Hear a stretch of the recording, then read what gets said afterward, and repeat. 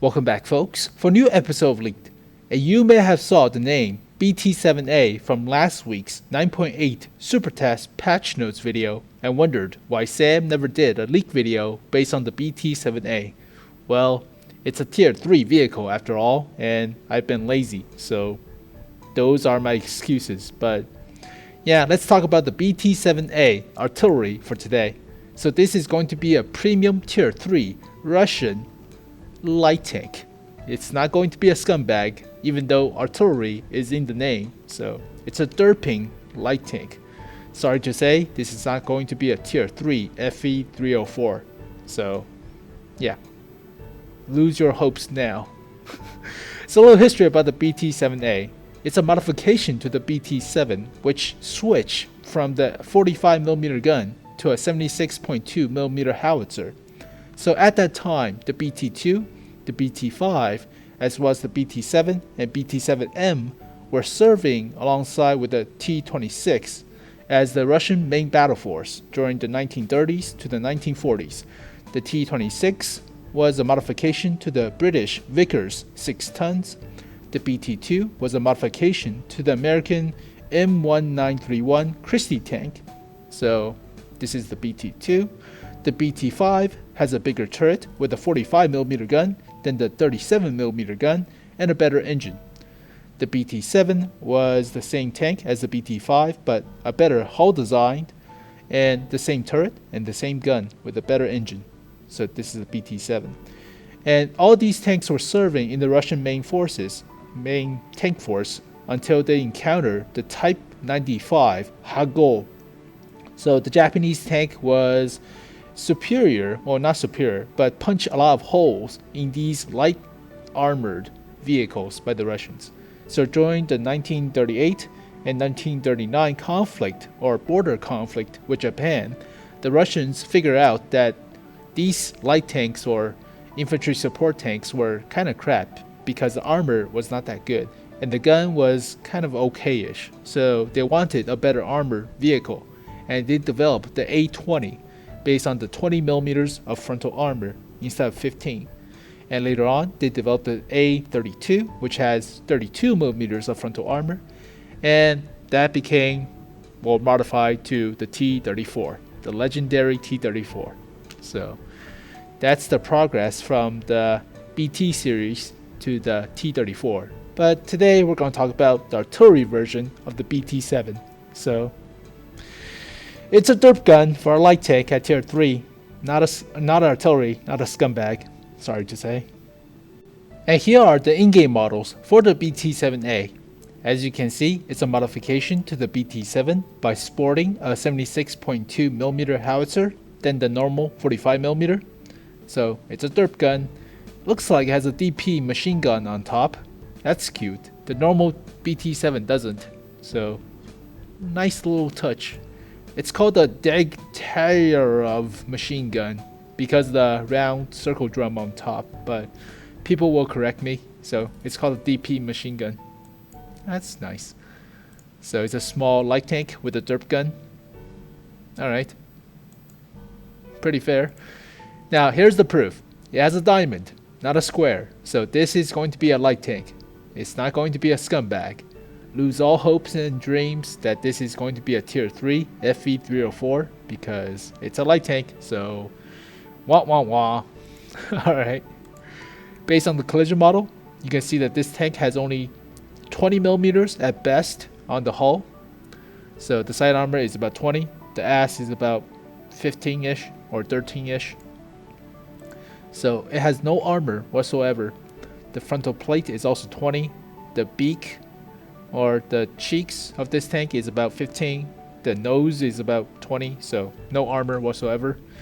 Well, it's a tier 3, but that's still crappy armor for tier 3. And here are the in-game stats for the BT-7A. So it is going to be a tier 3 premium Russian light tank. So that will cost around 750 gold, like the Locust. Hit points is 220, which is average. Engine power is 500 horsepower, which is very good. Weighs about 13.5 tons, so power to weight ratio is off the charts, 37. That's crazy.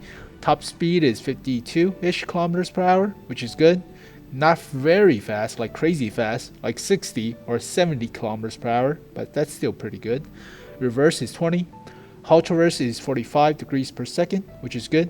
Turret traverse is 37.5, which is still good, but below average. Terrain resistance is 0.76 for hard, 0.95 for medium, and 1.8 for soft. Average for light tanks, so that's good. View range is 290 meters, which is kind of crap. Radio range is only 300 meters. That's really crap. So you can only communicate within your view range. So that sucks. Hull armor is 20 at the front, 20 at the sides, about 13 at the rear. Turret armor is about 15 at the front, 15 at the sides, 13 at the rear. So no armor. Gun is a 76.2 millimeter howitzer. Damage is 110 for AP, 164 for HE. Penetration is 37 for AP and 1 more millimeter for HE. Now remember, if you hit the tracks with HE, it's not going to penetrate. It will just do 0 damage most of the time. Whereas if you penetrate with AP onto the track, you might be able to penetrate. So even if it looks like you should fire HE all the time, you have to remember that sometimes when you hit the tracks, AP is better. So it's up to your discretion which type of shell should you choose to use. But rate of fire is about 15 rounds per minute with vents. So DPM is about 1600 with AP, which is pretty good. And a walloping 2400 if you manage to penetrate with HE. So that's crazy DPM. Reloads every 4 seconds or so. Accuracy is god awful, 0.575. So it's a derp gun. Aim time is 2.3 seconds. And the gun depression is 5 degrees. So yeah, it's a derp gun on a light tank, but it's not that big of a derp gun. It's a 76.2 millimeter. It's not like 152 millimeter like the KV2. That would be crazy. But yeah, it's a small derp gun on a light tank. It's called the Bystrokhodny. Butchering Russian. My Russian is terrible. Butcher the Russian language all the time. Alright. And let's compare the BT-7A with some tier 3 premium light tanks. So it turns out that tier 3 lights cost around 900 gold than the 750, so my mistake. Armor wise, 50 millimeters. Oh, turret ring. So yeah, no armor for light tanks whatsoever. Alright. Mobility wise, yeah, 500 horsepower is a lot crazier than the Locust, so power to weight ratio is off the charts.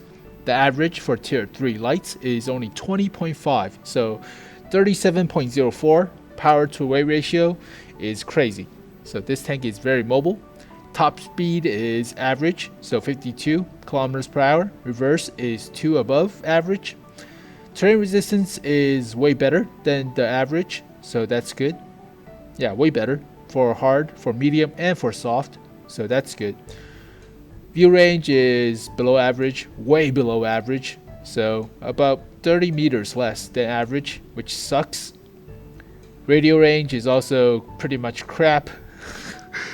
Holy crap, 200 meters below average. So this thing is like a ELC in terms of view range and radio. So that sucks. Alright. Hull traverse is... where the hell is... oh, there it is. So hull traverse is 2.5 degrees per second above average, but the turret traverse is below average, so that's a trade-off. Alright, so yeah, mobility wise, this thing has crazy mobility, but the view range and the radio range is just god awful, so that sucks. Alright, let's take a look at the guns. Wait, let's take a look at the health before we change stuff. So health wise, below average too, by 20 hit points. So it's crazy mobile. It doesn't have the view range or the radio range to support itself. So yeah, you have to hang around heavy tanks and medium tanks, but whatevs.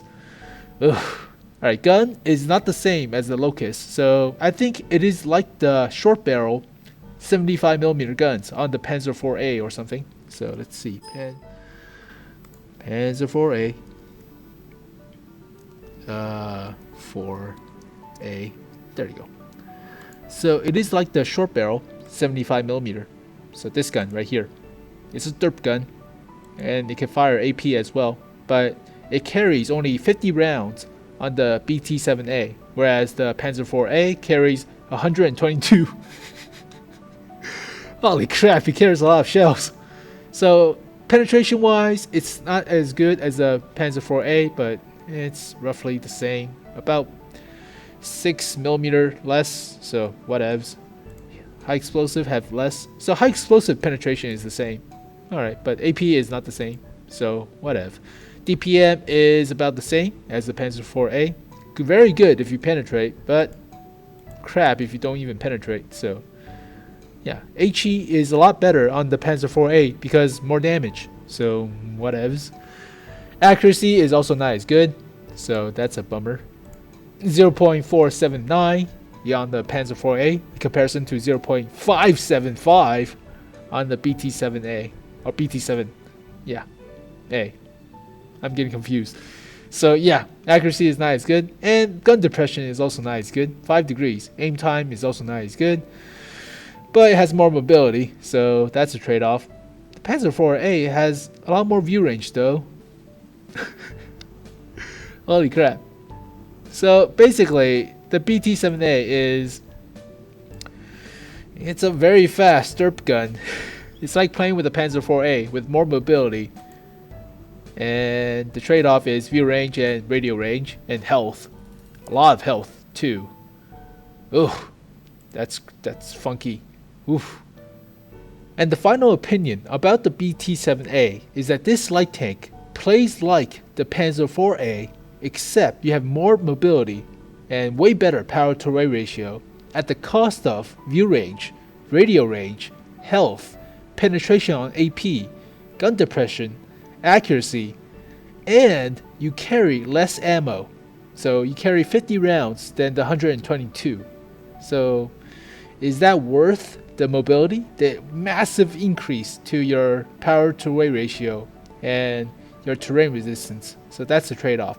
So basically, this light tank, if faced with tier 5s, it's going to have a bad time because the KV-1, the Su-85, the T-44s, the Shermans, the other stuff, yeah, you're not going to penetrate their armor with any of your shells. So that's going to be rough. And you don't have the view range and radio range to do a passive scouting support. So basically, this light tank is like an annoyance factor. You're playing around with the headless chicken and spraying your high explosive onto other people. So you have to follow heavy tanks and medium tanks, otherwise you just be destroyed completely. So it's up to you if you want to buy it, but it's a tier 3 light tank, so it doesn't cost that much money. And yeah, it's alright. I like my Locust a little bit better because the Locust could penetrate, and the APCR has about 100mm of penetration, so it's up to you, but it's a fun, weird, derpy light tank with crappy view range. But yeah, that's pretty much it. So thank you guys for watching this video. Hope you guys enjoyed it. Subscribe to me on YouTube. Follow me on Facebook and Twitter.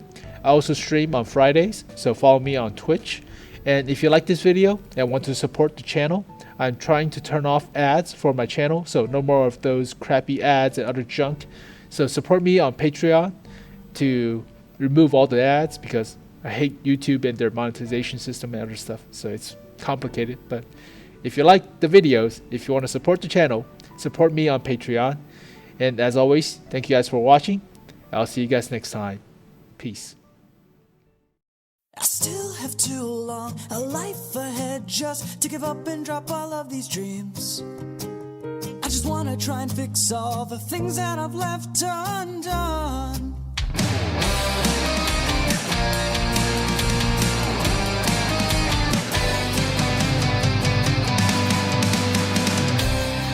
I thought that I could reach something carried over I saw within my dreams. And yet I stumble on all my actions on this road that's in front of me. It's not like I want things to go back to the way before. All I want is to open my eyes and feel the sun. Don't let them see that you're afraid. No, don't make a face. And no, you can't let them know you want them to pity you. You can't let every single sentence with tears. What they're probably gonna sit along with your fears. It's like you're waiting for someone to draw near in a maze of emotion. There comes a day where you find a way to escape. A blank page, now I'm running on my own fate. I'm going tired of running away from this thing called reality. And I will scream from the top of my lungs. I'm living to fulfill my hope.